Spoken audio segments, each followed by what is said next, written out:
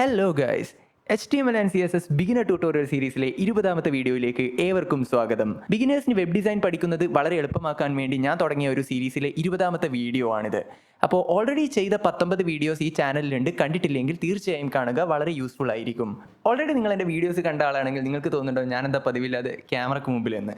പ്രത്യേകിച്ച് കാരണമൊന്നുമില്ല, ഞാൻ ഓരോ ഡിഫറെൻ്റ് ആയിട്ടുള്ള വീഡിയോ ഫോർമാറ്റ്സ് പരീക്ഷിച്ച് നോക്കുന്നതാണ്. ഈ വീഡിയോയിൽ നമ്മൾ ഏതായാലും എന്താണ് നോക്കാൻ പോകുന്നതെന്ന് വെച്ചാൽ HTML എങ്ങനെ ഒരു എലമെൻറ്റിനെ അല്ലെങ്കിൽ ഒരു ഡിവിഷനെ നമ്മൾ സെൻറ്റർ ചെയ്യാമെന്നാണ്. സെൻറ്റർ ചെയ്യാൻ അറിഞ്ഞിരിക്കേണ്ടത് വളരെ ഇമ്പോർട്ടൻ്റ് ആയ ഒരു കാര്യമാണ് HTML വെബ് ഡിസൈൻ പഠിക്കുന്ന സമയത്ത്. അതുകൊണ്ട് തന്നെ നമ്മൾ അതിനുള്ള ഡിഫറെൻറ്റ് മെത്തേഡ്സ് ഈ വീഡിയോയിൽ ഡിസ്കസ് ചെയ്യുന്നതായിരിക്കും. അപ്പോൾ ഏതായാലും എങ്ങനെയാ തുടങ്ങുമല്ലേ? Let's get started.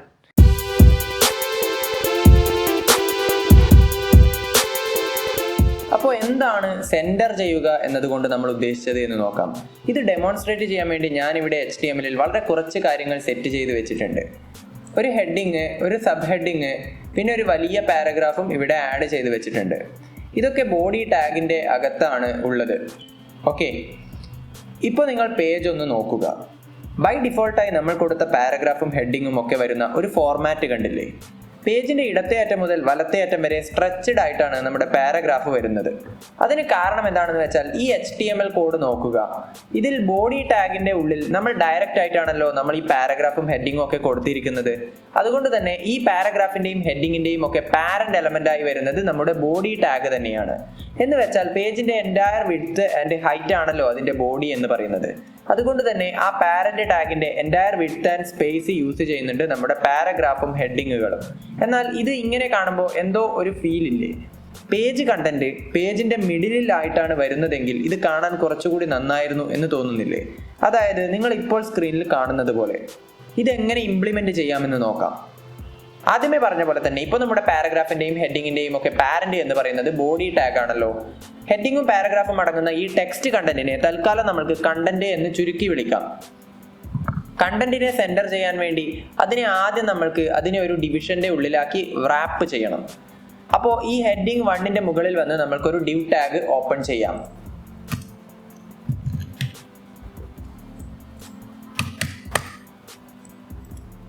ഇപ്പൊ ഞാൻ ഇവിടെ ഒരു ഡിവ് ടാഗ് ഓപ്പൺ ചെയ്തിരിക്കുന്നു. ഈ ഡിവിന് നമ്മൾക്ക് ഒരു ക്ലാസ് നെയിം വിളിക്കാം.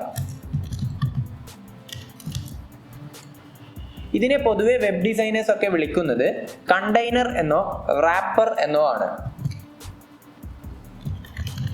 ക്ലാസ് നെയിം എന്ത് കൊടുത്താലും വർക്ക് ചെയ്യുമെങ്കിലും സ്റ്റാൻഡേർഡ് ആയിട്ട് കണ്ടെയ്നർ എന്നോ റാപ്പർ എന്നോ വിളിക്കുന്നത് തന്നെയാണ് നല്ലത്.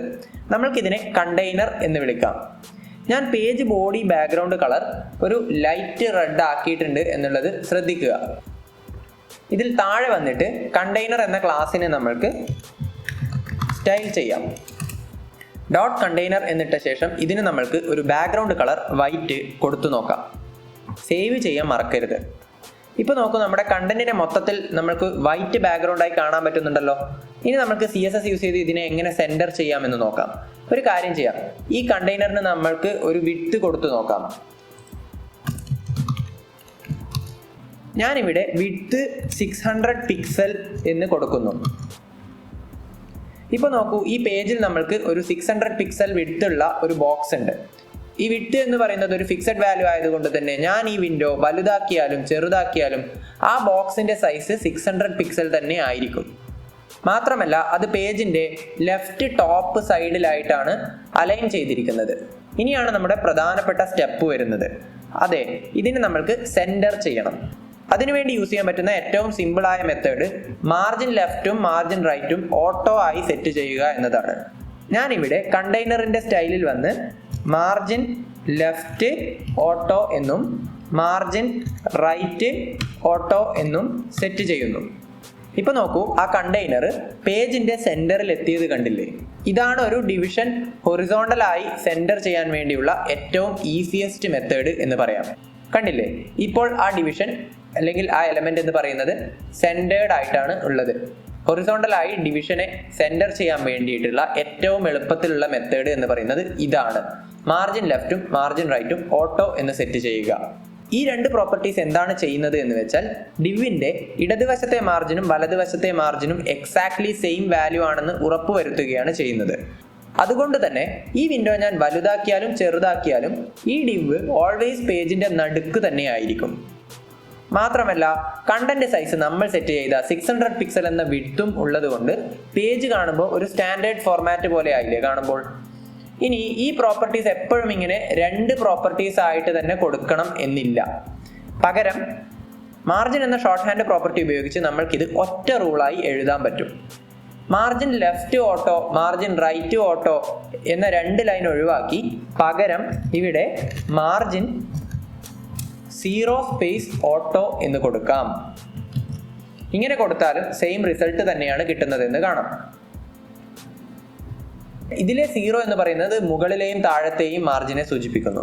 ഇതിലെ ഓട്ടോ എന്ന് പറയുന്നത് ലെഫ്റ്റിലെയും റൈറ്റിലെയും മാർജിനെ സൂചിപ്പിക്കുന്നു. അതുകൊണ്ട് തന്നെ സെയിം റിസൾട്ട് ആണ് ഇവിടെ നമ്മൾക്ക് കിട്ടുന്നത്. ഇനി നമ്മൾക്ക് മറ്റൊരു കാര്യം നോക്കാം. ഇപ്പോൾ ഈ വിൻഡോ ഞാൻ ഡ്രാഗ് ചെയ്ത് ഇങ്ങനെ സൈസ് കൂട്ടുമ്പോൾ ഈ കണ്ടെയ്നർ വിഡ്ത്ത് ചേഞ്ച് ആവുന്നില്ല എന്ന് കണ്ടില്ലേ? ചിലപ്പോൾ നിങ്ങൾക്ക് നിങ്ങളുടെ സൈറ്റിൽ അങ്ങനെ ആയിരിക്കാം വേണ്ടത്. എന്നാൽ വളരെ വൈഡായ ഒരു വിൻഡോ ആകുമ്പോൾ അതിൻ്റെ നടുവിൽ ഒരു വളരെ വിഡ്ത്ത് കുറഞ്ഞ കണ്ടെയ്നർ ആകുമ്പോൾ അതും ഒരു ബോർ ഫീൽ ആണല്ലോ തരുന്നത്. അപ്പോൾ സ്ക്രീൻ സൈസ് അനുസരിച്ച് വിഡ്ത്ത് മാറിയാൽ നല്ലതാണ്. അതിനുവേണ്ടി നമുക്ക് ഈ വിഡ്ത്ത് 600 പിക്സൽ എന്നത് ചേഞ്ച് ചെയ്തിട്ട് 70% എന്ന് കൊടുക്കാം. പെർസെൻറ്റേജ് വാല്യൂ കൊടുക്കുന്നത് വഴി നമ്മൾ കണ്ടെയ്നർ എന്ന ഈ എലമെന്റിനെ കുറച്ചുകൂടി ഡൈനാമിക് ആക്കുകയാണ് ചെയ്യുന്നത്. ഇപ്പോൾ ഈ കണ്ടെയ്നർ ഡിവിന് പേജിന്റെ 70% വീതി ഉണ്ടാകും. അതിപ്പോൾ ഞാൻ ഈ വിൻഡോ വലുതാക്കിയാലും അതിന്റെ 70% ഒക്യുപ്പൈ ചെയ്യുന്നതായി കാണാം നമ്മുടെ ഡിവ്. ഇനി അറിഞ്ഞിരിക്കേണ്ട മറ്റൊരു പ്രധാന പ്രോപ്പർട്ടിയാണ് മാക്സ് വിഡ്ത്ത് എന്ന പ്രോപ്പർട്ടി. ഇപ്പോൾ നിങ്ങൾക്ക് അറിയാമല്ലോ ഈ കണ്ടെയ്നർ വിഡ്ത്ത് ബ്രൗസർ വിൻഡോയുടെ 70% എപ്പോഴും വിഡ്ത്ത് ഉണ്ടാവുമെന്ന്. എന്നാൽ നിങ്ങൾ ഇങ്ങനെ ഒന്ന് ആലോചിച്ച് നോക്കൂ. ഒരു അൾട്രാ വൈഡ് മോണിറ്റർ ഒക്കെ യൂസ് ചെയ്യുന്ന ഒരാൾ നിങ്ങളുടെ പേജ് വിസിറ്റ് ചെയ്യുന്നു എന്ന് കരുതുക. അപ്പോൾ അവരുടെ ബ്രൗസർ വിൻഡോ വളരെ വൈഡ് ആയിരിക്കുമല്ലോ. അതുകൊണ്ട് തന്നെ അതിൻ്റെ 70% ഒക്കെ നിങ്ങളുടെ കണ്ടെയ്നർ വിഡ്ത്ത് ഒക്യുപ്പൈ ചെയ്താലുള്ള അവസ്ഥ ഒന്ന് ആലോചിച്ച് നോക്കൂ. അതിനൊരു സൊല്യൂഷൻ എന്ന് പറയാവുന്ന ഒരു കാര്യമാണ് കണ്ടെയ്നറിന് ഒരു മാക്സ് വിഡ്ത്ത് സെറ്റ് ചെയ്യുക എന്നുള്ളത്. ഞാനിവിടെ എന്ത് ചെയ്യുന്നു? മാക്സ് വിഡ്ത്ത് എന്നത് 1000 പിക്സലായി സെറ്റ് ചെയ്യുന്നു. ഇനി നമ്മൾക്ക് ഈ വിൻഡോ വലിച്ച് വലുതാക്കിയും ചെറുതാക്കിയും നോക്കാം.